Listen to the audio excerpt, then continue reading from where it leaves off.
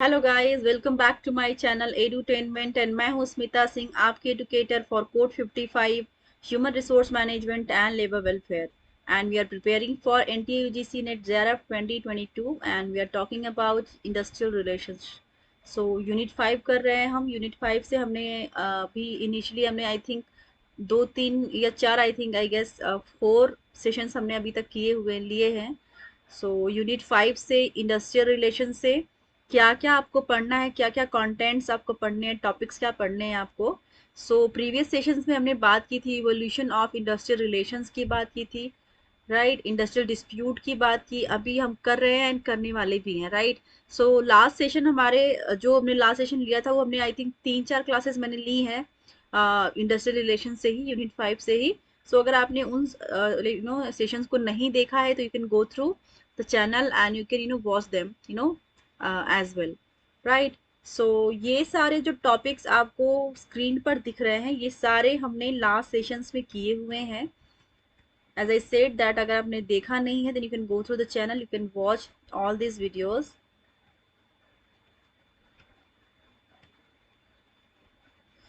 Last session में हमने बात की थी ह्यूमन रिलेशंस और नियो क्लासिकल अप्रोच की बात की थी, सिस्टम अप्रोच की बात की थी that is developed by John Dunlop. So अगर क्वेश्चन पूछ लिया जाता है, वन लाइनर क्वेश्चन आ जाते हैं एग्जाम में that who is the who has developed system approach, तो system approach is given by John Dunlop, you will have to remember it. Guardian trusteeship approach क्या है? आपको ये बिल्कुल माइंड में रखना है कि गांधी के क्या थॉट थे, उनकी उन्होंने क्या विचार दिया था, उन्होंने उनका किस चीज पर वो बिलीव करते थे, वो वायलेशन पे बिलीव करते थे या नॉन वायलेशन पे बिलीव करते थे। तो ऑब्वियस सी बात है वो नॉन वायलेशन पे बिलीव करते थे कि कोई भी चीज लाइक इंडस्ट्री के अंदर अगर आप स्ट्राइक करना चाहते हैं, अगर अगर एम्प्लॉयर से एम्प्लॉय को कोई भी प्रॉब्लम हो रही है, उनकी मांग पूरी नहीं हो रही है, तो उनको पूरा अधिकार है स्ट्राइक पे जाने का। लेकिन वो जो स्ट्राइक है वो स्ट्राइक किस के बेसिस पे होना चाहिए? नॉन वायलेशन के बेसिस पर होना चाहिए। ऐसा नहीं कि स्ट्राइक पे गए नॉन वायलेशन एक वायलेंट हो गए, वायलेशन क्रिएट कर रहे हैं, बहुत तोड़फोड़ कर रहे हैं, सबको सबोटेज कर रहे हैं और बहुत ज़्यादा भड़काऊ चीज़ें हो गई हैं। वो इन सब चीज़ों पे बिलीव नहीं करते हैं। वो कहते हैं कि आपके अधिकार जो है वो बिल्कुल आप उन अधिकार के लिए खड़े रहिए, अपने अधिकार के लिए लड़िए, लेकिन शांतिपूर्वक लड़िए, ठीक है।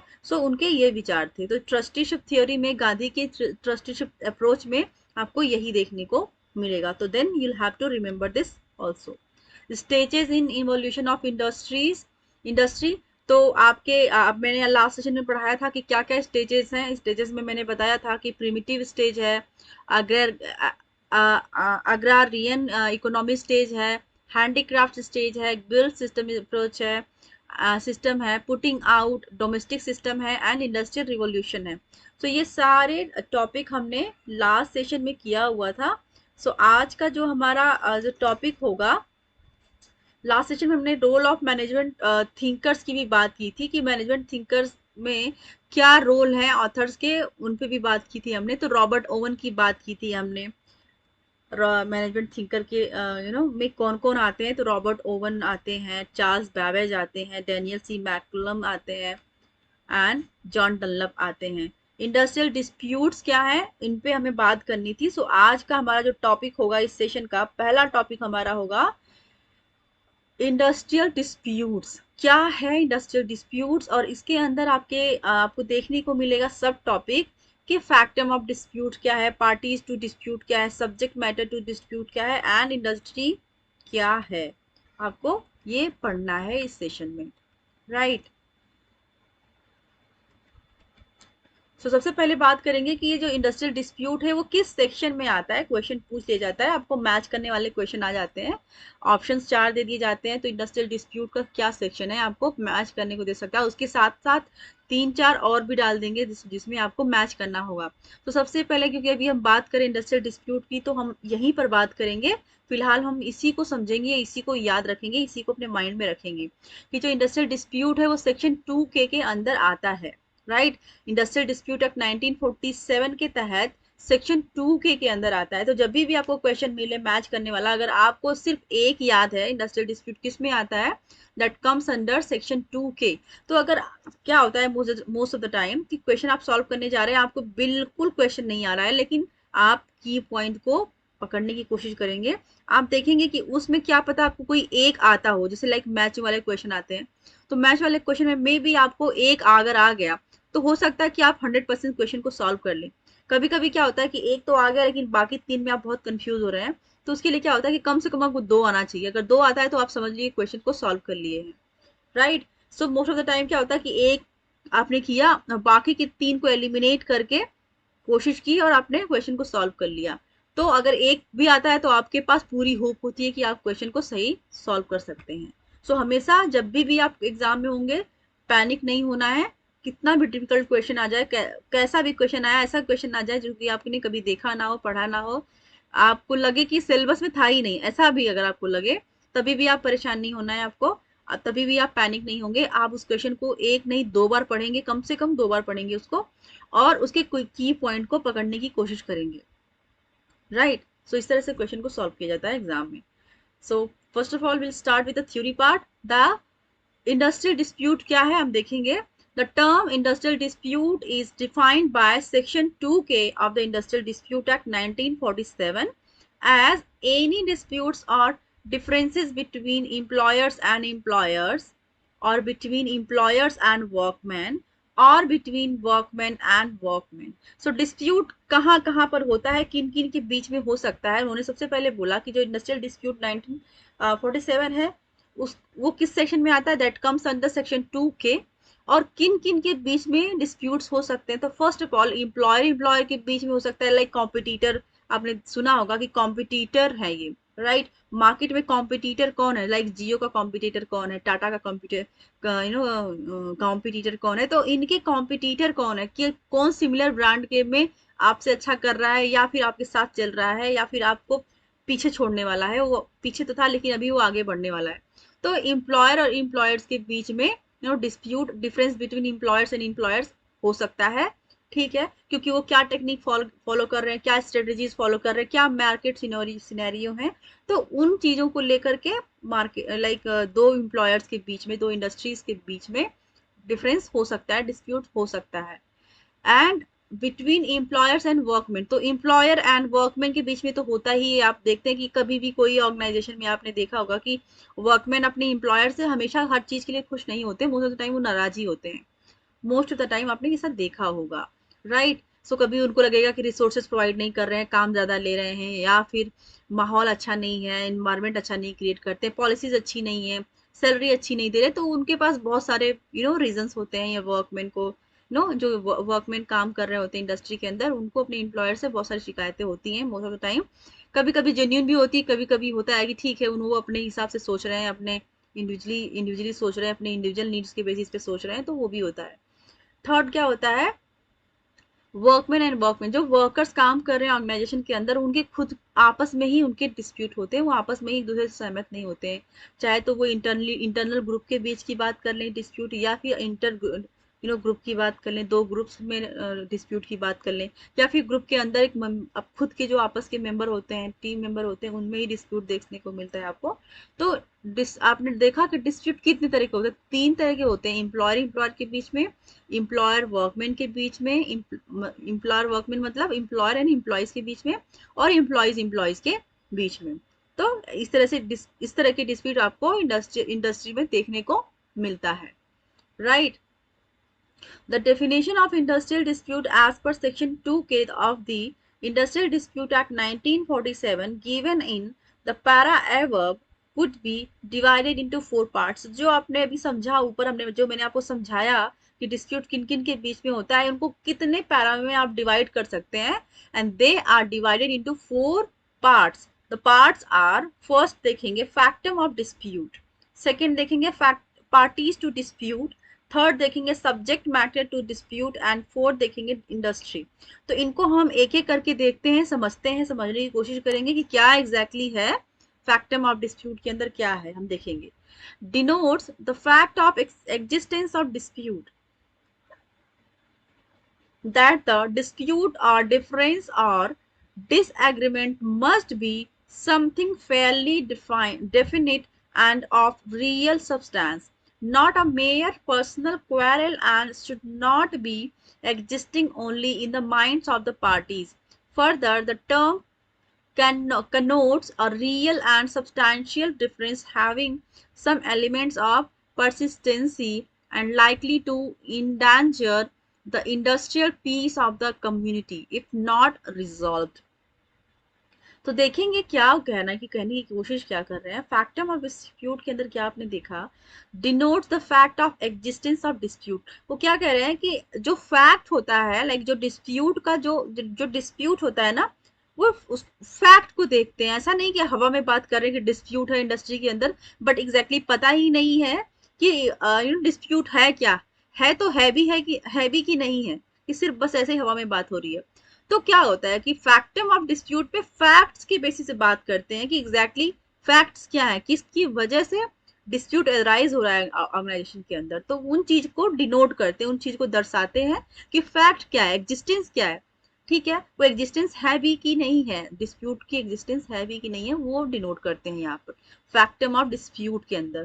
फैक्टम से आप समझ पे आएंगे कि फैक्ट क्या है। ठीक है, that the dispute or difference or disagreement must be something fairly definite in and real substance। तो क्या कह रहे हैं कि जो डिसएग्रीमेंट एंड डिफरेंसेस हैं ऑर्गेनाइजेशन के अंदर, वो आपको फेयरली देखने को मिलता है, डेफिनेटली आपको देखने को मिलेगा, आपको डेफिनेट वे में देखने को मिलेगा कि हाँ एग्जिस्ट तो करता है, डिस्प्यूट है और ये एग्जिस्ट करता है और ये फेयर है।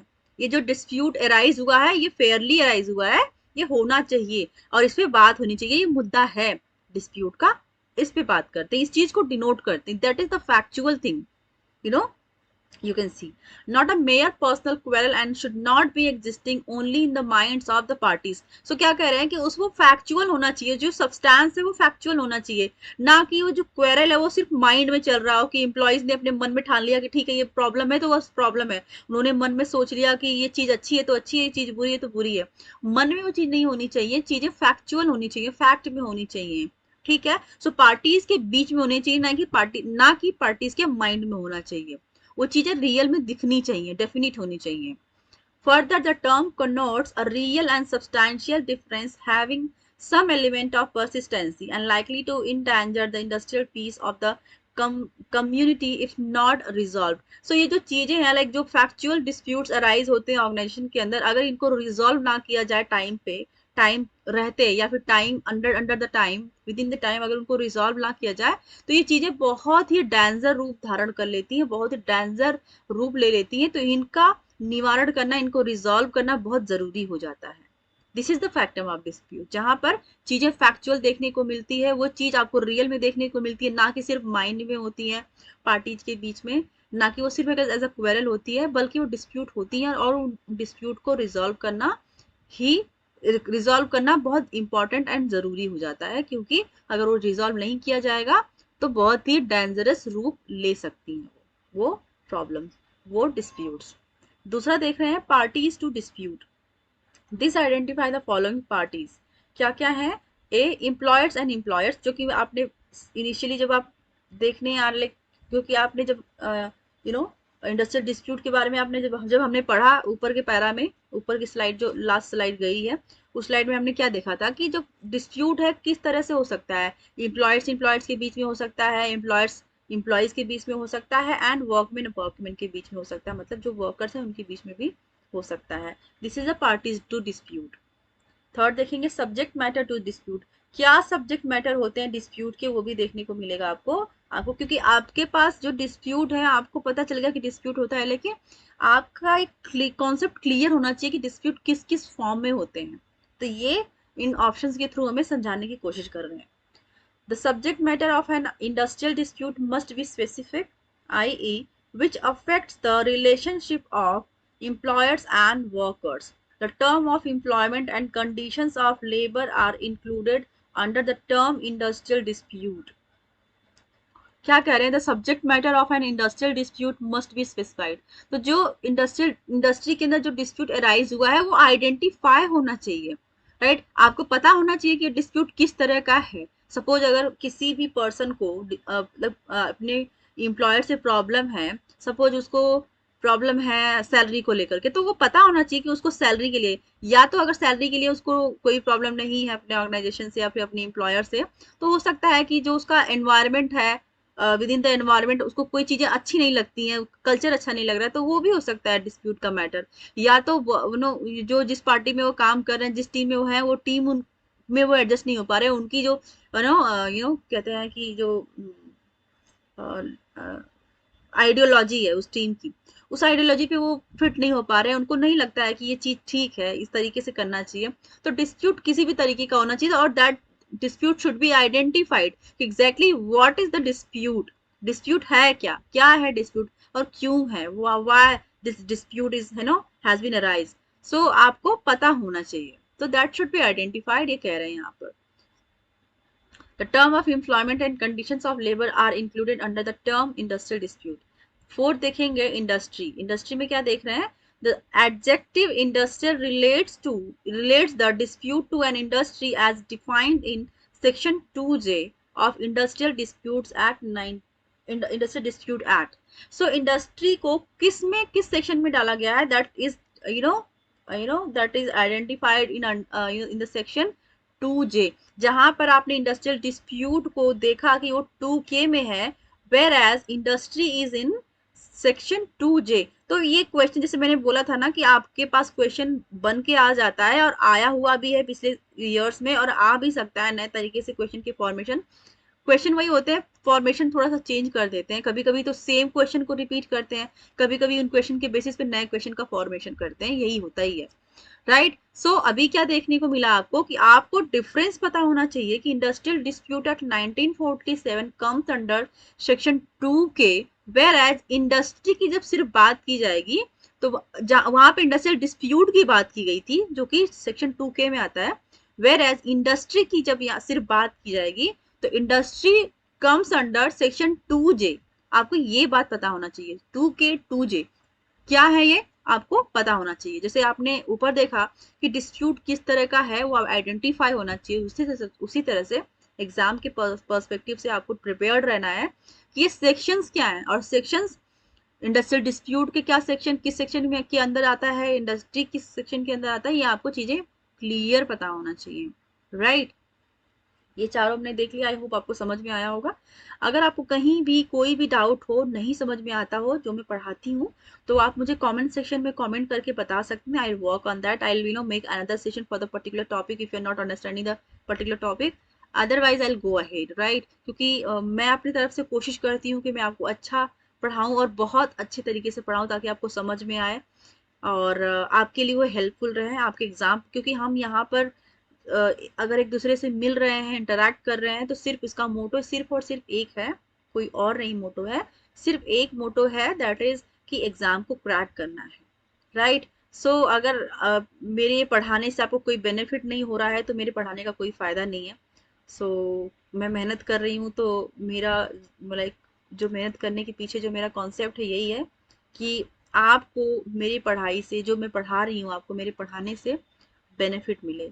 आप मेरी वजह से अगर मेरे पढ़ाया हुआ बच्चा अगर एक भी क्रैक करता है, यूजीसी नेट ज़ेआरएफ क्रैक करता है, तो मुझे बहुत खुशी होगी, और मुझे जानकर बहुत मोटिवेशन मिलने वाला है और मिलेगा कि वो अगर कोई स्टूडेंट आता है कि आप क्या पढ़ाया हुआ मुझे बहुत अच्छा लगा, जिससे मैं गाइड हुआ और मुझे मोटिवेशन मिला, और मैंने आपके चैनल को फॉलो किया, पढ़ाई की आपके चैनल के थ्रू, और मैंने क्रैक किया।